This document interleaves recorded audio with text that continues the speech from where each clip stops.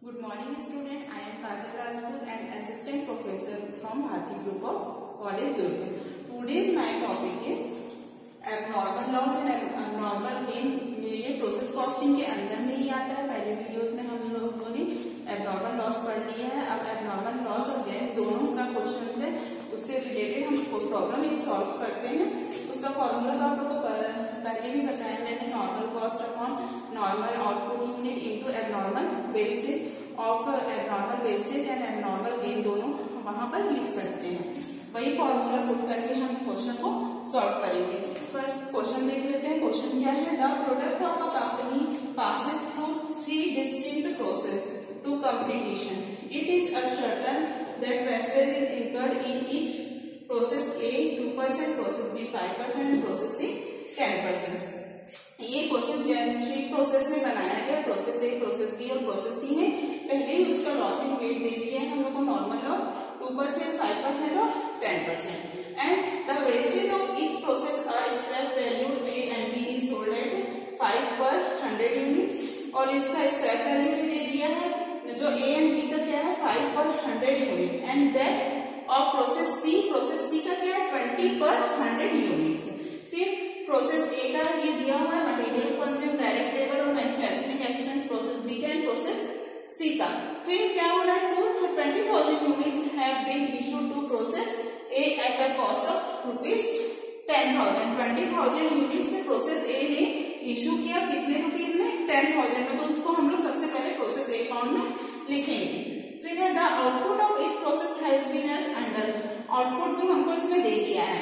तो क्या प्रोसेस ए का क्या है 19,500, प्रोसेस बी का 18,800, फिर प्रोसेस सी का 60,000।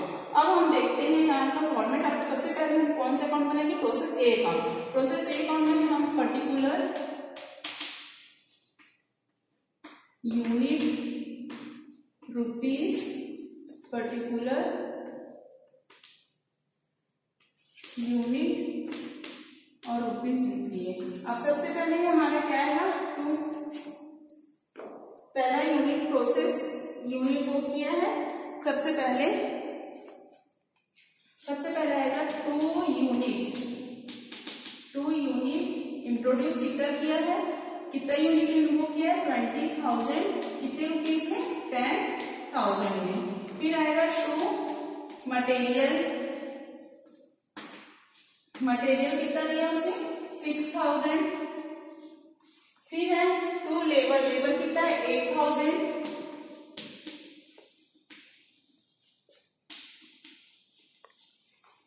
फिर है 2 मैन्युफैक्चरिंग एक्सपेंसेस 1,000। तो 2 मैन्युफैक्चरिंग एक्सपेंसेस 1,000। इसको टोटल कर लेते हैं। ये होगा 20,000 और ये होता है 8, 6, 40, 40, 24 और 25,000। अब आते हैं हम क्रेडिट साइड में। क्रेडिट साइड में सबसे पहले क्या है हम लोग का लॉस वेट, ये क्या है हमारा नॉर्मल वेस्टेज है। तो नॉर्मल वेस्टेज को पहले कैलकुलेट कर लेते हैं। यहाँ आएगा first 5 by normal wastage.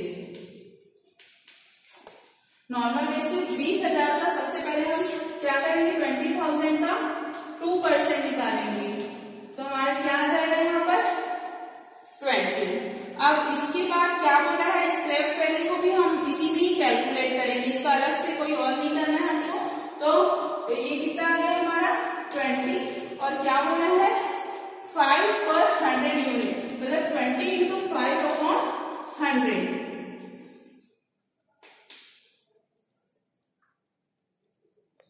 By normal basis क्या 20,000 का 2% निकालना है, तो हमारा कितना निकलेगा 400 इंटू 5 पर 100 यूनिट्स बोला है, तो इंटू 5 डिवाइडेड बाई 100, तब यहाँ पर हमारा आएगा 20 रुपीज। तो ये आ जाएगा हमारा 400 यूनिट्स और ये 20 रुपीज। अब आते हैं, अब यहाँ पर क्या आएगा बाय एबनॉर्मल वेस्टेज और यहाँ पर आएगा बाय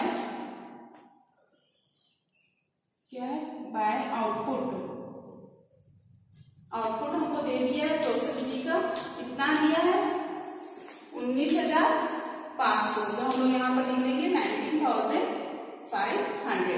अब देखिए अब हम लोग को एबनॉर्मल वेस्टेज कैलकुलेट करना है, जो मैंने पहले कर लिया। आप इसे देखिए यूनिट यूज्ड, ये हमारा वर्किंग नोट है। कितना यूनिट यूज किया था 20,000 में 400 गया तो हमारा कितना बचा 9600। 9600 में हम ये आउटपुट यूनिट को माइनस कर देते हैं 90,500, तो ये हमारा क्या आ गया 100 abnormal wastage.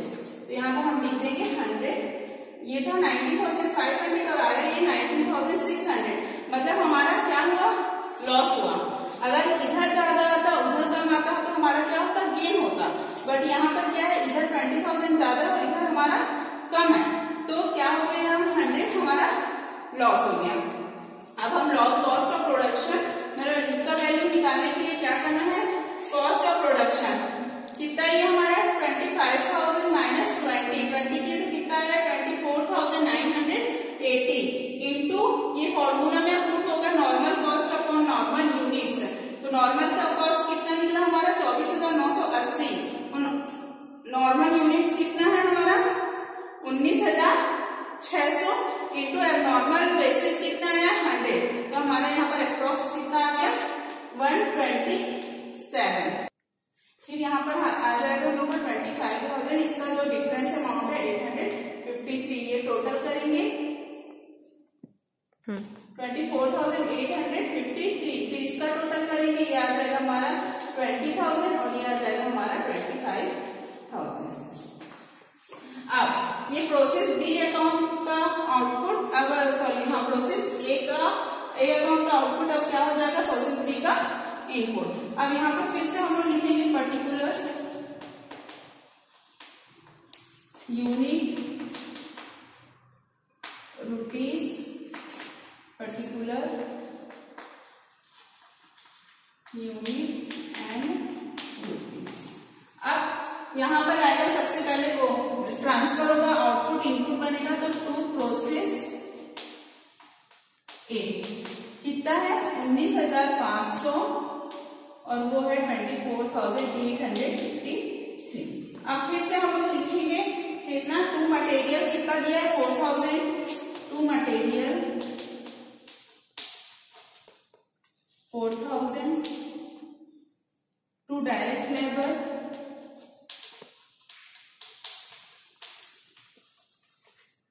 6,000 and to manufacturing expenses 1,000। अब यहाँ पर आते हैं सबसे पहले नॉर्मल वेस्टेज को भी कैलकुलेट कर लेते हैं, तो बाय नॉर्मल वेस्टेज क्या है 19,500 का हम कितना परसेंट निकालेंगे 5%। बाय नॉर्मल वेस्टेज जैसे हम लोगों ने इसका निकाला था सेम वैसे ही निकालेंगे। 19,500 का हम लोग निकालेंगे 5%, तो हमारा कितना आ जाएगा 975। अब 975 इंटू क्या है ए और बी का दोनों का स्टेप वैल्यू सेम है 5 रुपीज 100 पर यूनिट, तो सेम वैल्यू कैलकुलेट करेंगे इंटू 5 डिवाइडेड बाई 100, तो यहाँ पर आ जाएगा हमारा 49। अब देखते हैं क्या है इसका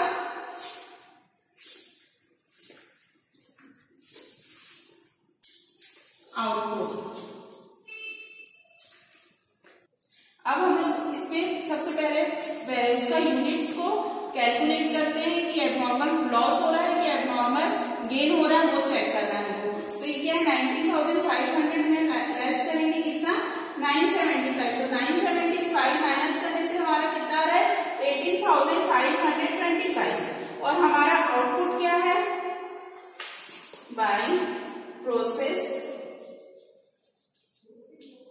सी में ट्रांसफर होगा। आउटपुट कितना दिया होगा हम लोग को 18,800, तो 18,800 में से ये क्या है लेस है, तो हम लोग को क्या हो गया एबनॉर्मल गेन, तो हमारा कहाँ आ जाएगा इधर आ जाएगा to abnormal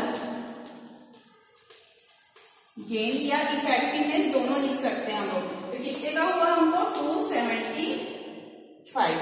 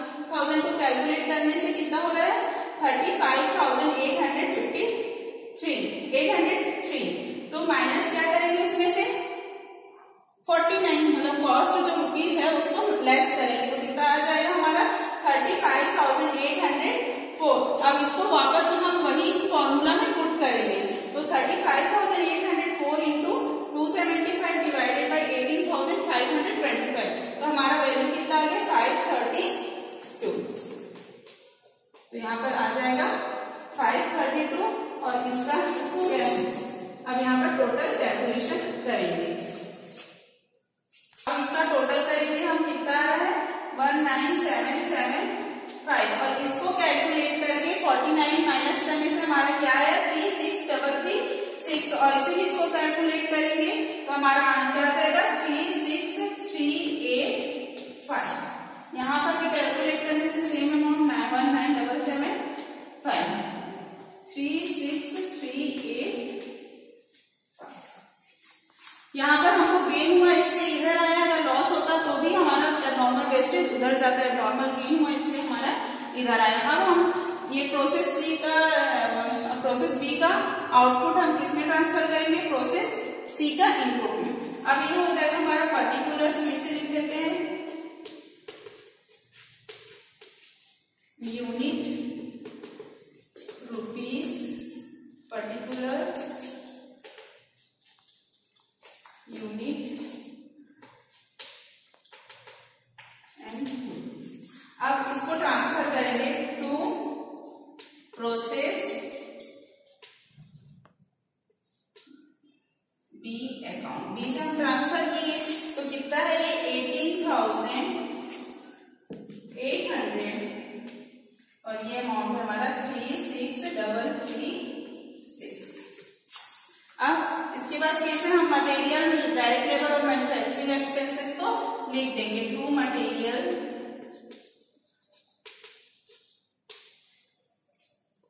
2000, to direct expenses 3000, to manufacturing expenses 1500। अब फिर से हम यहाँ पर क्या कैलकुलेट करेंगे, बाय नॉर्मल वेस्टेज।